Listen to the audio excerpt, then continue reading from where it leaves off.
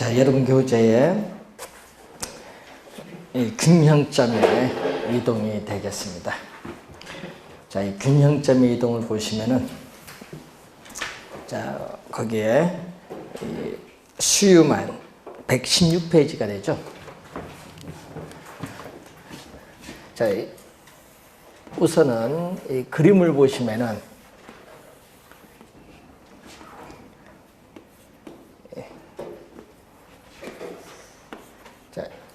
수요 곡선은 일반적으로 우하향하고 공급 곡선은 일반적으로 뭐다? 우상향하죠. 이 공급 곡선은 뭐가 다? 변화가 없다. 자, 이 공급 곡선은 변화가 없습니다. 그럼 이 수요 곡선이 변하는데 이 점을 우리는 뭐라고 하냐면 최초의 균형이죠. 자, 이 점이 여러분이 최초의 균형입니다. 자, 그러면은, 자, 우선은 최초의 균형 상태에서 우선 따지는데, 자, 공급은 변화가 없는데, 이 수요만 증가하는 경우는 이제 수요 곡선이 우측으로 이동해요. 수요만 증가하면, 이런 균형 상태에서 시장에 수요가 더 많으면 당연히 수요자 간의 경쟁에서 가격은 오르겠죠, 상식적으로. 수요가 증가하면, 공급은 변화가 없는데, 수요가 증가하면 가격은 뭐 한다? 가격은 상승하고 또 거래량은 어떻게 돼요? 균형 거래량은 증가합니다. 자, 이 내용이죠. 근데 만약에 또 수요가 어떻게 돼요? 어떤 요인에서 또 수요가 감소하면 수요 곡선 자체가 왼쪽으로 이동하죠. 공급은 변화가 없다. 그럼 수요가 줄어들면은 공급은 변화가 없는데 수요가 줄어들면 가격은 어떻게 돼요? 하락을 하고 거래량은 뭐 한다? 감소합니다. 자, 여러분, 우리 최근에 보시면요, 수요가 많이 줄죠. 코로나 사태로 인해서. 뭐 여러 가지 수요가 많은데, 요즘 대표적으로 이 항공권에 대한 수요가 대폭 줄어들어요. 공급은 변화가 없는 상태에서 수요가 대폭 줄어드니까 가격은 하락을 하죠. 예, 가격은 하락하고 거래량도 줄어들어요. 그래서 요즘에 이제 이 김포, 제주 비행기 가격이요, 최대 3,000원까지 내려왔어요. 버스비, 여기, 그거보다 더 싼 것 같아요. 없어요, 사람들이. 비행기 타는 사람들이. 그만큼 수요가 대폭 줄어서 그래요. 예? 그런데 이제 문제는 수요가 주는 것도 주는 거지만 또 뭐가 줄어들어요. 예? 여러분이 생산도 줄고 소비도 줄고 하다 보니까 원유에 대한 수요가 또 줄어들어요. 원유.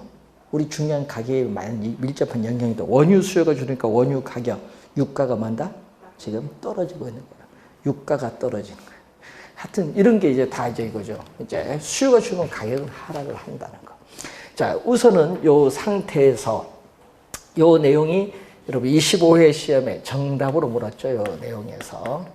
25회 시험에 수요가 감소하면 가격은 하락한데 시험에는 가격은 상승한다로 출제했어요. 25회 시험에. 예. 자, 그러면 여러분 기본적인 그런 개념이죠. 자, 그러면은 우리가 또 2번은 뭐가 변화가 없다? 2번은 수요가 변화가 없다. 자, 이 수요가 변화가 없는 상태에서 수요는 변화가 없는데 2번은 뭐가 돼? 공급이죠. 자, 여기 최초의 이 균형 상태입니다. 자, 이 최초의 균형 상태에서 이제 비교를 하는데 이제 공급이 뭐 한다? 증가한다. 여러분 이전보다 공급이 많아져서 공급 곡선이 우측으로 이동하면요. 공급이 많아지면 가격은 어떻게 돼요? 공급자 간의 경쟁에서 하락을 하고 거래량은 또 이렇게 증가를 해요. 자, 또 어떤 요인에서 공급이 줄어든다. 자, 시장의 공급이 줄어들면은 어떻게 돼요? 균형 상태에서 공급이 줄어들면 가격은 또 상승하고 거래량은 뭐 한다? 감소를 하죠. 자, 이런 상태의 내용이 여러분이 거기에 제가 그래프를 그려드린 겁니다. 그 여러분이 117페이지 위에 있는 표가 나오죠. 이 표의 설명을 이제 그래프로 그려드린 거고, 자, 이번은 수요와 공급이 동시에 변동하는 경우가 있어요.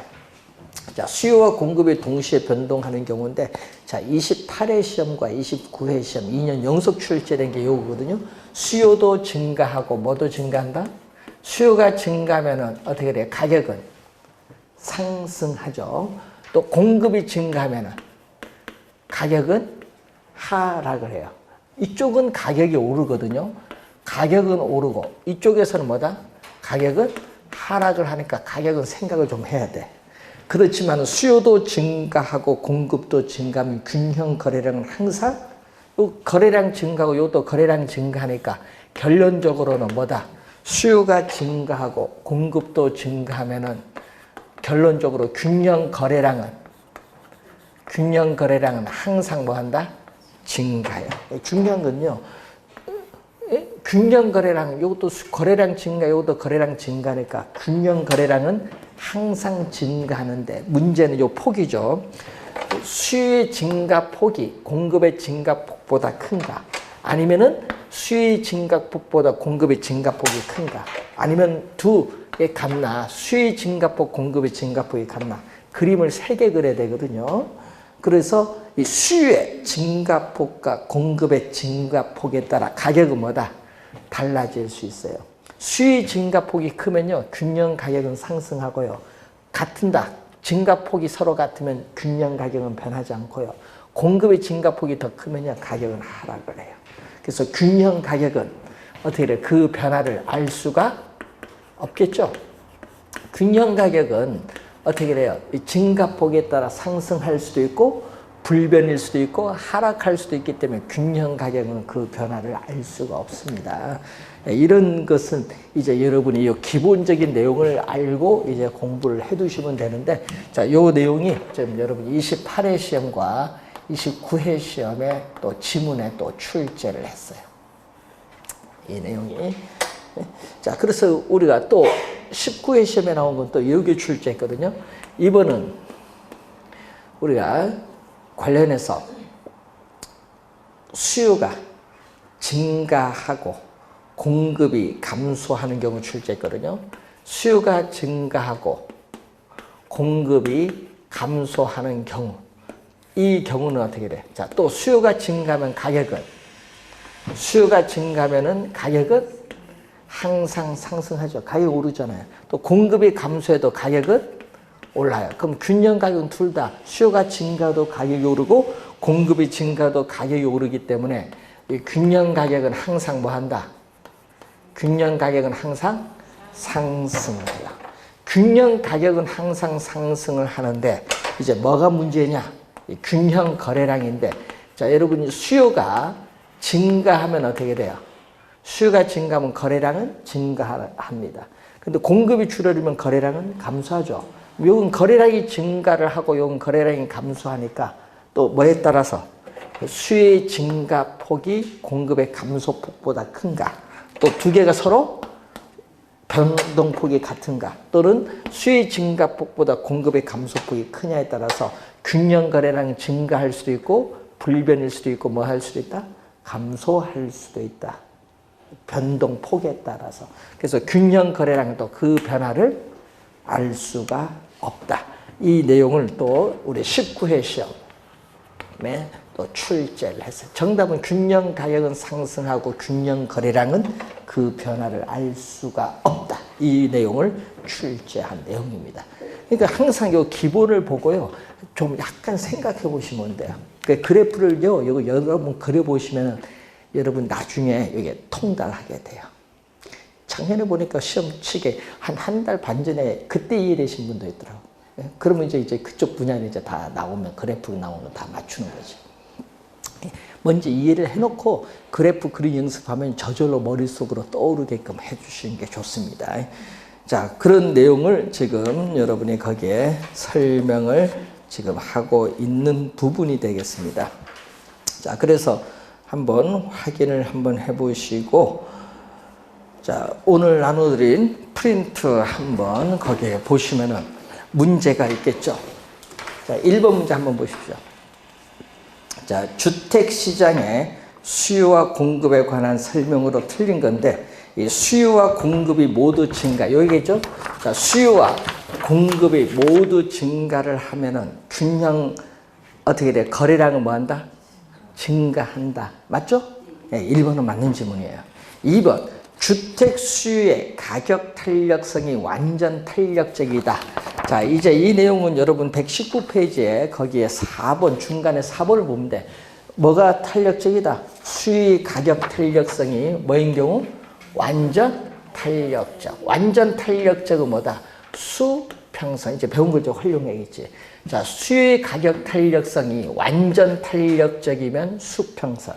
자, 완전 탄력적이 주어졌죠. 자, 완전 탄력적이 주어지면 뭐다? 수평선. 자, 공급은 이렇게 주어진 상태에서 여기 최초의 균형인데 문제에서 어떻게 돼요? 문제는 공급이 뭐 한다? 증가하면. 공급이 증가하면 공급 곡선이 뭐가 돼? 우측으로 이동을 하게 되면은 균형 거래량은 증가하는데 가격은 변하지 않죠. 예? 요거 시험 문제 21회 시험도 출제했지만요. 우리가 작년 또 30회 시험에도 또 나왔어. 예? 그래서 그때 또 출제를 우선 또 했는데 시험 문제 보시면요. 수평선일 때는요. 수평선일 때는 공급이 증가든 감소하든 관계없이 하여튼 수평선일 때는 균형 가격은 변하지 않는다. 불변. 예, 수평선이 나오면 균형 가격은 어떻게 변하지 않는다. 꼭 기억을 해야 돼요. 균형 가격은 변하지 않는다. 예, 작년에 우선 또 우리가 출제를 또 했습니다. 시험 문제에 이런 내용들이 이제 수평선일 때 21회 시험에도 출제했고 23회 또 작년 30회 시험에 또 출제를 했어요. 자, 그러면 이번은 또 뭐일 경우? 이번 공급 한번 볼까요? 이제 공급이 완전 탄력적일 경우는 어떻게 돼? 자, 또 공급이 완전 탄력적일 경우에는 또 수요가 증가하면 어떻게 될까요? 공급이 완전 탄력적일 때 또 수요가 증가하면 수요 곡선이 우측으로 이동하는데 또 새로운 균형점에서 균형 거래량은 증가하는데 또 가격은 변하지 않는다. 그래서 하여튼 수평선이 나오면요. 가격은 변하지 않는다. 꼭 기억해 두시면 돼. 여러분 수직선 수평선에서요. 시험 보기 지문 진짜 많이 내고 정답 지문도 많이 물어요. 수직선 수평선 잘 봐두시고 여기서 정답 많이 묻는다는 거 4번 잘 봐두셔야 돼. 4번 정답 많이 묻습니다. 자, 그리고 또 2번은 뭐죠? 2번은 뭐인 경우? 수직선. 2번은 수직선. 자, 2번 수직선인데 완전 뭐죠? 비탄력적. 자, 완전 비탄력적인 뭐인 경우? 수직선인 경우. 자, 수직선인 경우를 또 한번 보시면 공급 곡선이 이렇게 주어졌죠. 자, 여기서 공급이 증가하면 어떻게 돼요? 공급 곡선이 우측으로 이동하는데 새로운 균형점에서 균형 가격은 하락을 하고 새로운 균형점에서 거래량은 변화가 없죠. 그래서 이 수직선으로 주어졌을 때는 이때는 균형 거래량은 어떻게 공급이 수요가 고정됐기 때문에 이때는 균형 거래량은 변화가 없다. 예? 균형 거래량은 뭐다? 불변. 자, 그러면은 이번은 어떤 경우 공급이 요거죠. 자, 여러분 요 위에 거는요 23회 시험에 한번 출제를 또 했었어요. 자, 그리고 또 우선 보시면은 자, 이번은 공급이 고정되어 있습니다. 공급이 고정되어 있을 경우에 뭐가 되면 이번은 수요가 증가하면 수요 곡선이 우측으로 이동하는데 균형 가격은 뭐죠? 상승하는데 또 거래량은 변하지 않는다라는 거. 균형 거래량은 수직선일 때는 불변, 수평선일 때 뭐가? 균형 가격 불변. 꼭 기억해 두셔야 되겠고, 그래서 시험 문제는 뭐를 출제하냐 하면요. 자, 이 점이 뭐라고 했어 아까? 이 점은 최초의 균형. 이 점은 우리 수요 공급이 처음 만나는 최초의 균형. 수요량과 공급량이 같은 상태입니다. 균형은. 그런데 이 점은 뭐죠? 이 점은 공급 곡선이 뭐다? 이동한 이후에, 공급 곡선이 이동한 이후에 뭐죠? 새로운 균형. 이건 최초의 균형. 이건 공급 곡선이 이동한 이후에 새로운 균형을 뭐 한다? 비교를 해. 두 점을 비교합니다. 두 점, 단지 요 두 점만 비교해서 균형 가격, 이 두 점만 비교해서 이 균형 가격과 균형 거래량이 어떻게 변하는가, 요걸 묻는 문제를 계속 출제하는 거예요. 그럼 계산 문제는 우리 작년에 계산 문제 출제했잖아요. 균형 가격과 균형 거래량이 얼마나 변동하고 있는가, 이걸 묻는 문제를 계속 출제하는 겁니다. 비교를 해서. 그래서 26회, 28회, 30회는 계산 문제로 출제했고, 또 이론으로도 우리가 출제를 또 25회 시험, 28구회 시험 또 이론으로 또 출제를 했습니다. 그러니까 여러분이 작년에 계산 문제 냈으니까 올해는 이론으로 출제할 가능성이 많아요. 말로써. 자, 말로써 출제할 가능성이 많은데 하여튼 요거는 출제를 한다는 얘기잖아요. 이렇게 최초의 균형, 새로운 균형을 비교했을 때 균형 가격, 거래량 어떻게 변하는가, 이걸 우선 또 우리는 또 출제를 한다는 거 항상 염두에 두시면 되겠습니다.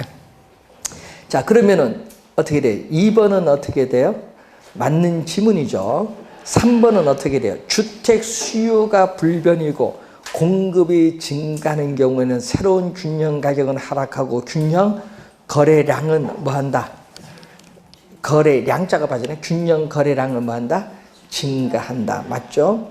자, 이제 4번 지문으로 가는데, 여러분 4번 지문은요, 여러분 교재 120페이지에 거기 5번, 6번인데, 자, 여러분 이 5번, 6번에서 우리 올해 시험에 정답 지문 또 물을 가능성이 거의 90% 넘어요.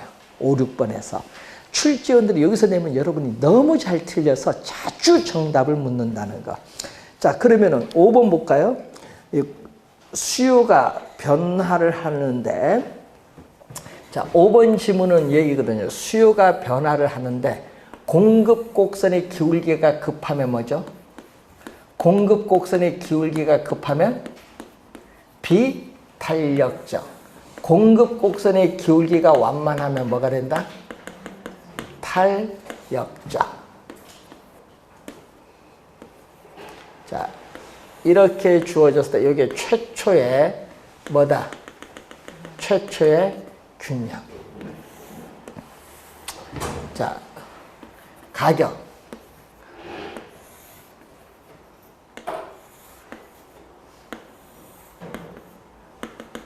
자, 이렇게 최초의 균형이 주어진 상태예요. 최초의 균형. 자, 여기서 우선은 수요가 증가하면 가격은, 여러분 수요가 증가하면 가격은 상승하죠. 하여튼 수요가 증가하면, 균형 상태에서 수요가 증가하면 가격은 올라요. 근데 얼마나 오르냐 보는 거죠. 가격은 이렇게 많이 올라요. 왜? 비탄력적일 때는 가격 변화에 민감하지 않기 때문에 가격은 많이 오르고, 거래량은 민감하지 않으니까 거래량은 약간 증가를 해요. 네? 약간 증가. 근데 탄력적은 또 가격 변화에 민감하게 반응하니까, 가격 변화에 민감하게 반응하니까 거래량은 대폭 증가하는데 가격은 대폭 증가하니까 가격은 약간 상승. 그래서 여러분 항상 시험 문제에 항상 잘 봐야 돼. 비탄력적인 기울기가 뭐다? 비탄력적인 기울기가 급하다. 네? 비탄력적일수록 가격의 변화폭은,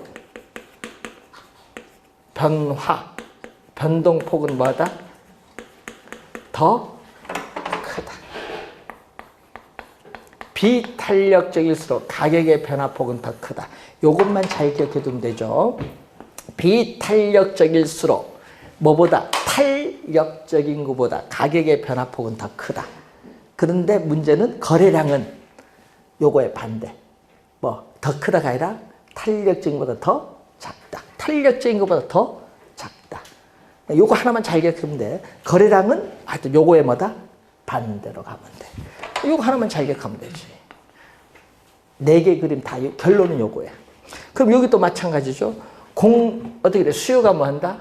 감소하면. 자, 또 수요가 감소하면 또 수요 곡선이 이렇게 왼쪽으로 이동하죠. 비탄력적일 때는 가격이 또 많이 하락하죠. 변화폭이 더 커요. 네? 근데 거래량은 또 비탄력적은 민감하게 반응하지 않으니까 감소폭도 작아요. 그렇지만 탄력적은 감소폭도 크고 그리고 하락폭도 작아요. 가격 변화에 민감하니까. 그러니까 요거죠. 항상 요것만 알면 되죠. 그럼 거래량은 요거 반대로 가면 돼. 요거 반대. 요거 하나만 정확하게 암기해두시면 돼. 가격의 거래량은 뭐다? 반대. 더 크다면 더 작다로 가면 되지. 자, 그러면 4번 지문 한번 보세요.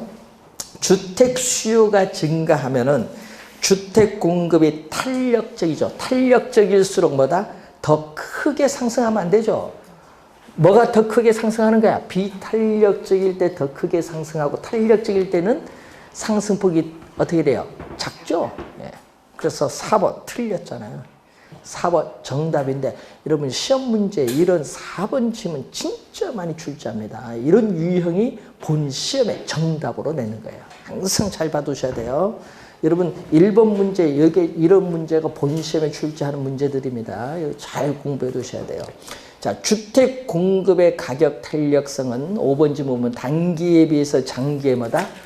더 크게 나타나죠. 왜? 장기로 갈수록 공급량이 많아지니까 더 크게 나타난다. 더 크게 밑줄, 더 크게라는 거 뭐다? 탄력적이다 이 말이죠. 더 크게 나타난다는 것은 탄력적을 의미한다. 4번 정답입니다. 자, 그럼 또 6번 볼까요? 이제 여러분 교재 120페이지 그 6번. 6번은 일액입니다. 자, 또 이번은 6번 그림을 한번 봐야겠죠. 이번은 수요 곡선의 기울기가 급하면 뭐다? 비탄력적. 수요 곡선의 기울기가 급하면 비탄력적. 수요 곡선의 기울기가 완만하면 탄력적. 자, 공급이 이렇게 주어졌어요. 자, 지금 최초의 우리가 균형 상태에서 지금 보는 거죠. 자, 최초의 우리가 균형 이제 상태에서 공급이 또 증가하면 어떻게 돼요? 공급이 증가하면 공급 곡선이 우측으로 이동하는데 비탄력적일 때가 또 가격의 하락폭이 더 크죠.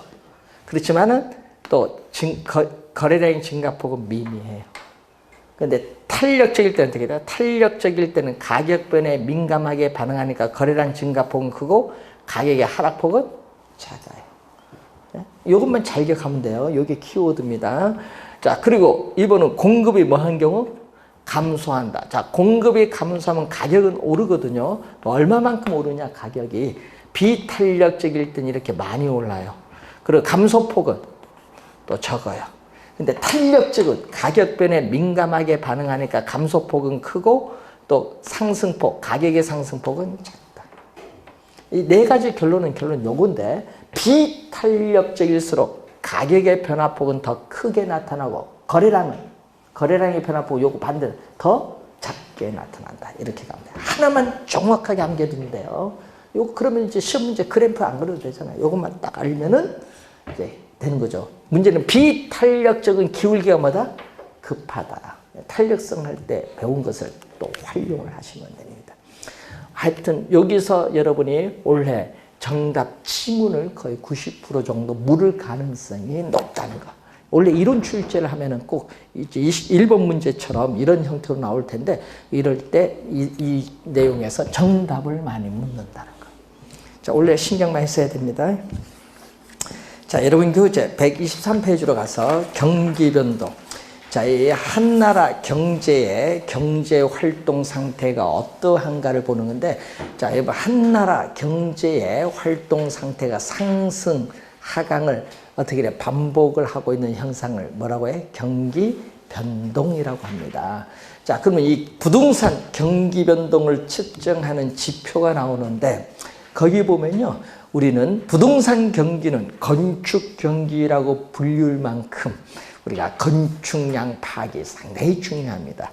자, 이 건축량을 파악을 할 때는 선행, 앞서서 나타나는 선행 지표로서 건축 허가량이 있거든요.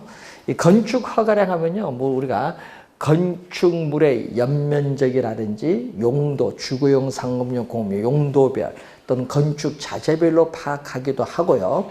또는 신축이죠. 신축이나 또는 증축 등의 허가 면적을 가지고 파악을 하기도 해요. 자, 그런데 또 우리는 허가를 받고 바로 착공을 안 할 수도 있어요. 왜? 경기가 안 좋으면 2년 뒤에 착공할 수도 있잖아요. 시간이 갭이 있어요. 그래서 동행지표로서 나타나는 게 건축 착공량입니다. 그래서 착공 신고를 통해서 건축 착공량을 하게 되거든요. 그리고 후행지표로서 또 건축물 완공량, 또 시차가 있어요. 자, 그런데 주의해야 되는 건요, 건축량의 생산이 많아도 어떻게 돼? 부동산 경기가 좋다 말할 수는 없거든요. 왜냐? 미분양이 많아지면 골치 아프거든요. 그래서 항상 건축량을 파악을 할 때는 뭐가 돼? 시장의 미분양 상태는 재고량이 증가하고 있느냐, 감소하고 있느냐, 이 파악에 유의를 해야 된다는 거 주의해 두시면서, 두 번째는 거래량인데, 이 거래량 중에서 요즘 뉴스 많이 나오는 게 주택 거래량이죠. 주택 거래량이 많으면 일반적으로 뭐다? 우리 호경기. 주택 거래량이 적으면 일반적으로 불경기인데 뭐 갖고 측정해요? 요즘 등기소, 등기 신청 건수죠. 등기 실적, 또 취득세 납부 실적, 이런 걸 보면 돼요. 자, 여러분이 등기하려면 취득세 내야 될 거 아니에요. 예? 취득세 내서 뭐 등기를 뭐 하면 되는데, 자, 여기서 여러분 주의를 해야 될 것은 요즘 뉴스 보면요, 주택 거래량이 뭐다? 예? 코로나 사태로 급격하게 줄어들었다 하죠. 서울특별시인 경우에는요, 주택 거래량이요, 지금 우리가 전년도 대비, 예? 전년도 대비해서 지금 약 60% 가까이 줄어들었어요. 왜? 물건 보러 와야 되는데 안 와요. 코로나 때문에. 예? 그래서 이제 요즘에 거래량이 많이 줄어들었다는 얘기예요. 자, 그 우리나라만 뭐 그런 형상이 아니라 뭐 전 세계적인 형상이죠. 뭐. 이사도 안 가요.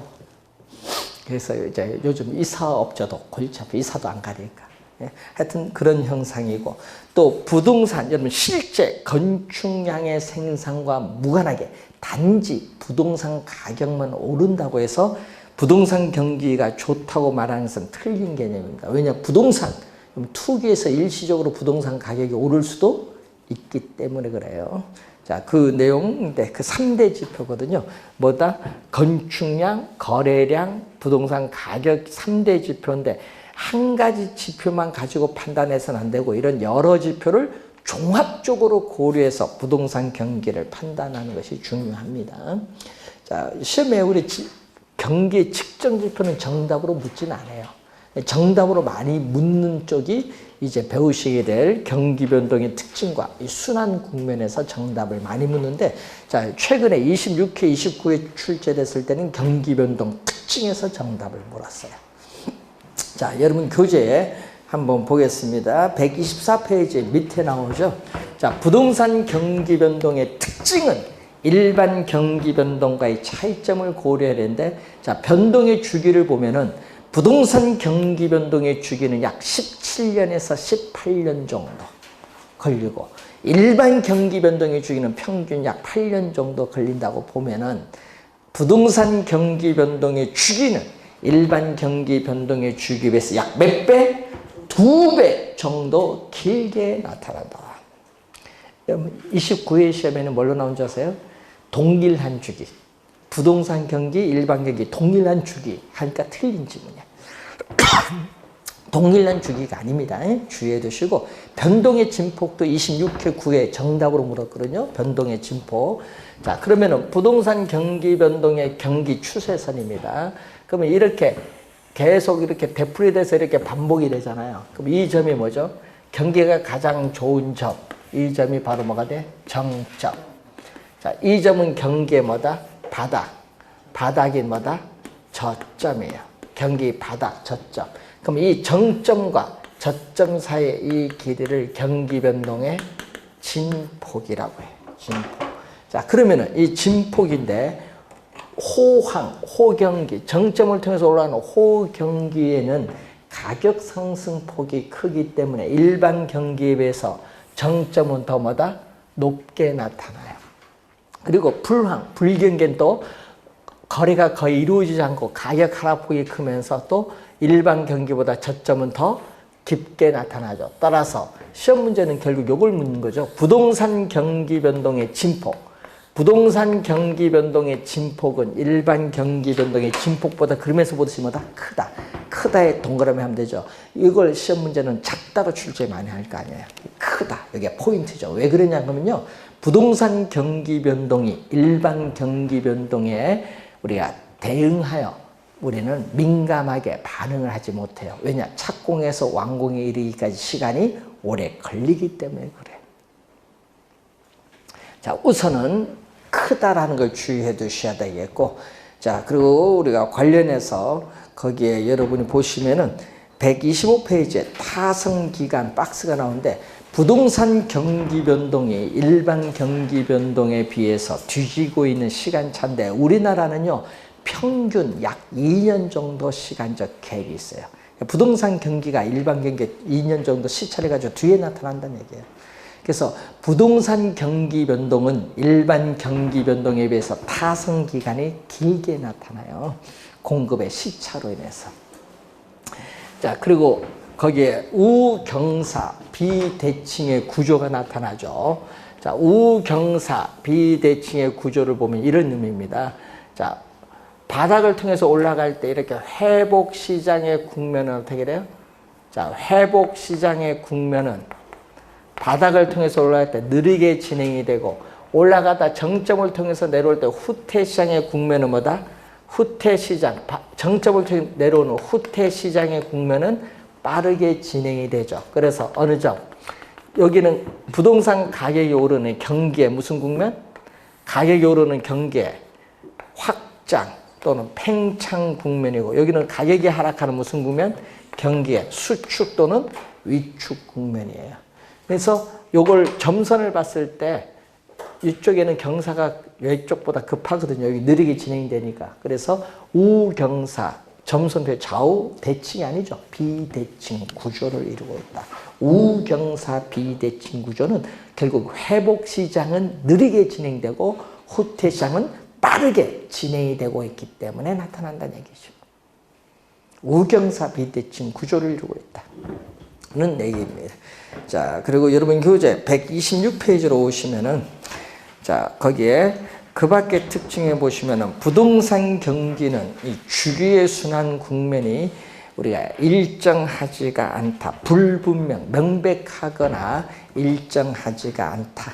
네, 뚜렷하지 않다. 결국 뭐죠? 일정하지 않다는 얘기죠. 자, 그리고 거기에 전체적으로 볼 때 부동산 경기는 일반 경기에 시간적으로 뒤지는 경향. 여러분, 시간적으로 뒤지는 경향을 후행이라고 해요. 후행하는 경향이 있다. 왜 그러냐 하면요. 주거용, 상업용, 공업용 부동산들을 뭐다? 가중치를 주고 평균을 구하기 때문에 가중 평균치적인 성격을 가지고 있기 때문에 그렇죠. 어디에 가중치를 많이 둬요? 여러분, 우리 상식적으로 판단하면 주거용, 부동산에 가중치를 많이 두죠. 요새다 보면 다 주택경기 얘기를 하죠, 지금. 자, 그리고 거기 세 번째 보시면은 부동산 경기는 무슨 형상? 지역적, 국지적인 형상이에요. 국지적인 형상인데 이 국지적 형상이 부동산의 경기 붐이 발생을 하게 되면 전국적, 광역적으로 확산되는 경향이 또 나타납니다. 이 코로나 사태가 부동산 가격을 많이 더 요즘에 거래가 없으면서 수요도 줄면서 하락을 좀 시키대요. 자, 여러분 교재 126페이지 보시면은 이 경기 순환인데 여러분 시험 문제는 아까 있지만 부동산 경기 변동의 특징과 요 순환 국면에서 정답을 묻죠. 올해는 26회, 29회 시험이 출제했는데 올해는 여기서 아니면 거미집 이론인데 원래는 출제 가능성이 좀 높아요. 경기 변동. 왜냐 올해 경기가 부동산 안 좋거든요. 또 시장 상황을 반영해서 원래 경기 변동에서 출제 가능성이 좀 있어요. 그러니까 경기 변동의 특징이나 여기서 순환 국면에서 정답을 물을 가능성이 많다. 그래서 요즘에 보면요. 지문을 다 뽑아오기 때문에 이 두 내용에서 잘 정리를 해 두셔야 됩니다. 자, 우선은 하향시장, 일반 경기에 불경기에 해당하는 하향시장은 뭐죠? 후퇴시장이 뭐다? 지속적으로 하강해 가는 국면의 시장입니다. 지속적으로 하강해 가죠. 그래서 부동산 가격도 지속적으로 하락하고 부동산 거래는 특수한 거래 이외에는 거의 일어나지 않기 때문에 거래는 극히 저조하다. 예? 그 과거, 시험에 이런 게 많이 내요. 과거의 거래 사례 가격은 현재 새로운 거래 사례에서 보면 위에 있으니까 뭐다? 과거는 상한선. 상한선. 이게 포인트죠. 상한선이 되고. 또 여기는 뭐다? 가격이 하락을 하기 때문에 매도자는 빨리 매각을 하고자 하는데 매수자는 어떻게 돼? 늦게 살려고 하죠. 그래서 부동산 중개 전문 활동에서 뭐가 중시하게 된다? 매수에 중점을 둬. 그래서 여기는 매수에 중점을 두는 누가? 매수자가 중시된다. 매수자가 중시된다는 것은 매수에 중점을 두는 현상이 나타난다 이 말이겠죠. 그리고 하향시장에서는 뭐가 돼? 하향시장에서는 전체 임대 면적 중 임대되지 않은 면적의 비율, 공실률은 뭐가 돼? 최대가 되죠. 예? 또 경기가 안 좋다 보니까 건축 우리가 허가 신청 건수는 뭐가 돼? 최소가 돼. 그러다가 경기의 바닥을 통해서 올라가면 이제 뭐가 돼? 공실률은 감소하고 건축 허가 신청 건수는 증가하고 부동산 가격도 서서히 오르고 고객이 중개업소를 찾는 빈도도 증가하고 건축 자재 수요도 증가를 하죠. 예? 그러면 점점 뭘로? 회복시장으로 접어들었다고 볼 수 있는 거예요. 그래서 과거의 거래 사례 가격은 현재 새로운 거래본 비슷하면 기준 가격, 저점 바닥에 있으면은 하한선, 기준 가격이 되거나 뭐가 돼? 하한선이 된다. 하한 가격. 자, 그리고 상향시장으로 가면 어떻게 돼요? 부동산 가격이 지속적으로 상승하는 국면의 시장이죠. 여기는 뭐다? 공실률은 최소고 건축 허가 신청 건수는 최대가 돼요. 시험 문제 시험 문제의 정답은 한 3번 물은 것 같아요. 과거 뭐 이런 게 나오죠. 6번 출제했을 때 3번은 정답. 요거 상향에서 많이 묻죠. 과거의 거래 사례 가격은 현재 새로운 거래 사례에서 보면 밑에 있으니까 뭐죠? 하한선. 이걸 중요해야 돼. 요거 한 3번 정답 물었습니다. 하한선. 29회도 출제했고 26회도 나오고 하여튼 시험에는 6번 정도 나왔지만 3번 정답 물었어. 하여튼 많이 냅니다. 자, 그리고 여기서는 또 어떻게 돼요?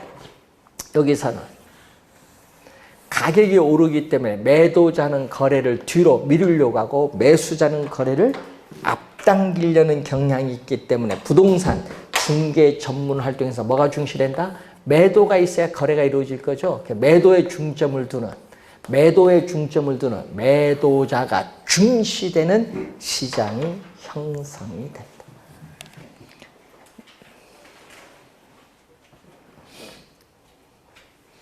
자, 요게 지금 이렇게 요 국면이 계속 이렇게 되풀이돼서 반복되는 이런 변동은 무슨 변동이죠? 우리는 순환적인 우리 경기 변동이죠. 자, 이 순환적 경기 변동은 지금처럼 이 4개의 순환 국면으로 이루어졌는데 이 경기의 순환 국면에 의해서 분류가 되는 시장은 아니지만은 일반 시장에는 존재하지 않고 부동산 시장에만 존재하는 고유시장 하나가 있어요. 그걸 전문용어로 뭐라고 하냐면은 뭐라고 했어요? 안정시장이 나와요. 안정시장. 말 그대로 이렇게 가거든요. 부동산 가격이 이렇게 안정적이거나 약간의 가벼운 상승을 가져오는 국면의 시장을 말합니다. 자, 그렇기 때문에 과거의 거래 사례 가격은 현재 새로운 거래 사례에서 보면 뭐죠? 신뢰할 수 있는 거래의 기준이야. 자, 신뢰할 수 있는 거래의 기준이고 또 경기에 불황에 강한 유형의 부동산들이 존재하는 시장이죠. 규모가 작고 위치가 좋은 주택, 역세권 내 소규모 점포 등이 여기에 해당하는 그러한 내용이 되겠죠. 자, 그런 내용을 한번 보시고, 자, 그리고 여러분 교재 122페이지에 거기 중간에 보면은 이 계절적 변동이라는 용어가 나와요. 계절적 변동. 자, 가끔 여기도 시험 문제 많이 나오죠, 보니까. 계절적, 또 무작위적. 요 2개가 제일 많이 나와요, 시험지에. 계절적, 무작위적, 불규칙 변동. 계절적 변동, 우리 1년을 단위로 했을 때 봄, 여름, 가을, 겨울이 있죠. 그래서 이 계절에 따라 정기적으로 나타나는 경기 변동입니다. 자, 여러분 겨울철에 땅이 어니까 건축 경기가 둔화가 돼요. 또 방학 기간 동안에 대학 인근의 원룸 주택의 공실률이 증가되고 매해 발생합니다. 그리고 무작위적 변동 또는 불규칙 변동은 무슨 상태? 예기치 못한 사태. 예기치 못한 사태. 예를 들면 정쟁, 혁명, 폭동 등으로 인한 사회적 혼란, 또 지진이나 홍수 등으로 인한 자연재해로 인해서 건축물이 일부 파괴된 경우에는 건축물을 복구하기 위해서 건축 경기가 일시적으로 호황일 수도 있어요. 그런 거라든지 또는 정부의 급격한 부동산 정책의 변화로 인해서 주택 경기가 급격하게 하강하고 있다. 이런 것은 다 무슨 변동? 무작위적 변동. 또 장기적 추세적인 변동이죠. 그래서 여러분이 어떤 지역이 재개발이 이루어질 때 나타나는 현상인데, 그래서 이건 추세적, 장기적 변동. 뭐 그까지는 뭐 시험에 잘 안 나오고 요 두 개를 자주 내요. 요 두 개. 장기적 변동을 추세적 변동이라고도 합니다. 자, 그 내용을 우선 보시고 문제 2번 한번 프린트 보겠습니다. 자, 부동산 경기 변동에 관한 설명으로 틀린 것은, 자, 부동산 경기 변동은 순환적 변동, 추세적 변동, 계절적 변동, 무작위적 변동으로 나타난다. 맞는 지문이죠?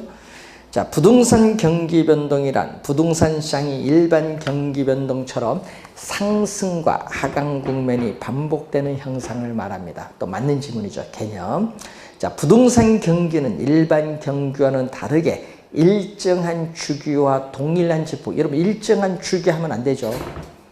부동산 경기가 일반 경기보다 몇 배? 주기는 2배 정도 길어요. 동일한 진폭이 아니죠. 부동산 경기 변동의 진폭이 일반 경기보다 크죠. 야, 틀렸지. 또 규칙적, 안정적이 아니죠. 불규칙적, 불안정적입니다. 틀린 지문이 됩니다. 자, 4번. 부동산 경기 국면도 일반 경기 국면처럼 회복, 호황이 뭐죠? 상향이고 후퇴, 불황의 하향이죠. 등 4개의 국면으로 구분할 수 있다. 맞고, 건축 허가 면적, 또 미분양 물량은 부동산 경기 변동을 측정할 수 있는 지표로 활용될 수 있죠. 아까 우리 건축량을 파악할 때 미분양 상태는 재고량이 많은가 적은가 증감에 유의를 해야 되니까 맞는 지문입니다. 그래서 여러분 시험 문제 나오면요, 이렇게 부동산 경기 변동의 특징이나 순환 국면, 여기서 정답을 많이 묻습니다. 항상 주의해 두시고, 그리고 3번은요 29회 시험에도 출제를 했어요. 3번은 하여튼 시험 문제 올해 출제가 예상되고 있어요. 올해 경기가. 그래서 좀 한번 확인해 보시기 바라고. 자, 또 최근에 시험 문제 뭐 한 8번 나왔나요? 또 많이 출제했었죠. 거미집 이론이 나오는데 이것은 잠시 쉬고 설명하도록